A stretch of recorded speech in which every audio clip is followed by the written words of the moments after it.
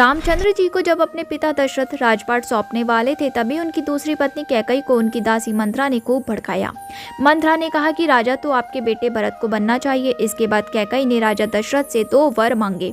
पहला, भरत को गद्दी मिलनी चाहिए और दूसरा, राम को 14 वर्ष तक वन में रहना होगा। राजा दशरथ को अपनी पत्नी के वर पूरे करने पड़े। जब रामचंद्र जी वनवास के लिए अयोध्या से निकले, तब लक्ष्मण जी ने भी उनके साथ जाने की इच्छा जाहिर की। लक्ष्मण के वर जानने के बाद सुनकर उनकी पत्नी उर्मिला भी साथ जाने की जिद करने लगती है। तब लक्ष्मण अपनी पत्नी उर्मिला को समझाते हैं कि वो अपने बड़े भाई और माँ समान भाभी सीता की सेवा के लिए जा रही हैं। अगर तुम वनवास में साथ चलोगी तो मैं ठीक तरह से सेवा नहीं कर पाऊंगा। लक्ष्मण के सेवा भाव को देखकर उर्मिला साथ जाने की जिद छोड़ देती है और महल में ही रुक जाती है।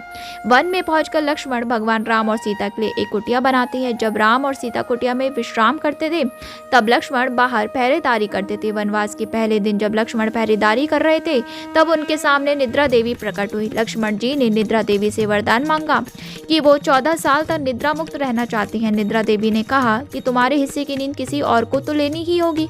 लक्ष्मण कहते हैं कि उनके हिस्से की नींद उनकी पत्नी को दे दें। इस कारण लक्ष्मण 14 साल तक नहीं सोए और उनकी पत्नी उर्मिला लगातार 14 वर्ष तक सोती रहीं। 14 वर्ष बाद जब भगवान राम और माता सीता के साथ जब लक्ष्मण अयोध्या वापस आए, तब नींद की अवस्था में रामचंद्र जी के राज तिलक समारोह में उर्मिला भी उपस्थित थी।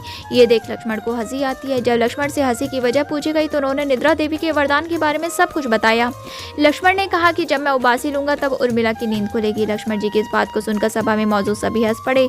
सभी को हंसते देख उर्मिला लज्जावश समारोह से उठकर बाहर चली जाती हैं।